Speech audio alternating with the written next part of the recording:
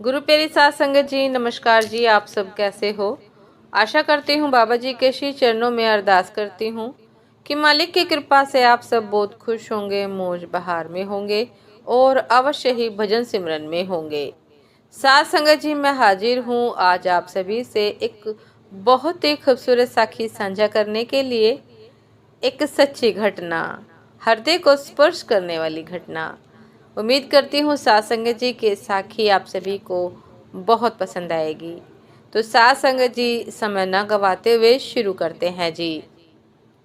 साथ संगत जी, पिछले सप्ताह की बात है। डेरे में सेवा चल रही थी। सभी सेवादार बड़े प्रेम से सेवा कर रहे थे। बड़ी बड़ी कढ़ाइयाँ और पतीले साफ किए जा रहे थे। तभी एक सेवादार जो लुधियाना से था, उसकी नज़र बाहर बरामदे में गई तो वह हैरान रह गया। बाहर नज़र पड़ी तो क्या देखा कि बाहर बाबा जी हैं और उन्हें सेवा करते हुए देख रहे हैं। वह भाव विभोर होकर उन्हें देखने लगा।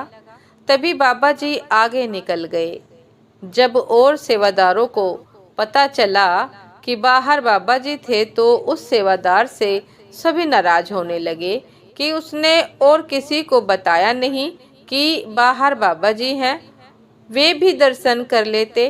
तो उस वीर ने कहा कि उसकी तो आवाज़ ही नहीं निकल रही थी। फिर सभी भाई और बहनें उस जगह पर बैठ गए जहाँ से बाबा जी ने वापस आना था।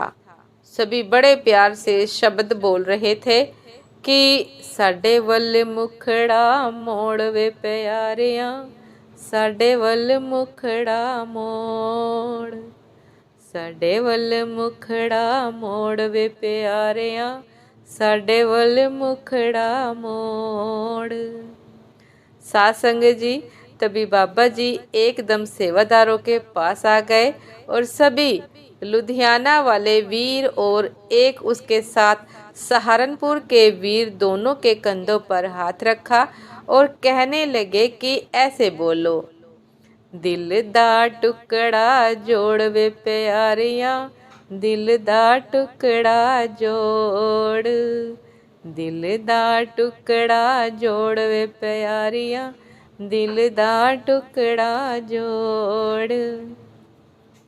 साथ संगत जी, उनकी मधुर आवाज़ सुनकर सभी सेवादार और बीवियों की आंखों में से आंसू बहने लगे।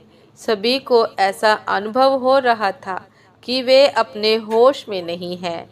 सभी जत्थेदार रुआसी आवाज़ में कहने लगे कि चलो भाइयों और बहनों, सेवा पर भी जाना है।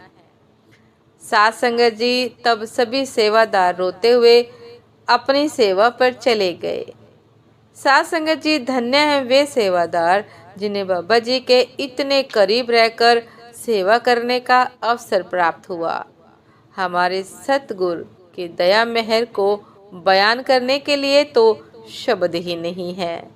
साथ संगत जी, सबको निरंकार दातार सतगुरु के अंग संग रहने के लिए अवसर मिले, सेवा करने का अवसर मिले तो साथ संगत जी ये जीवन ही सफल हो जाए।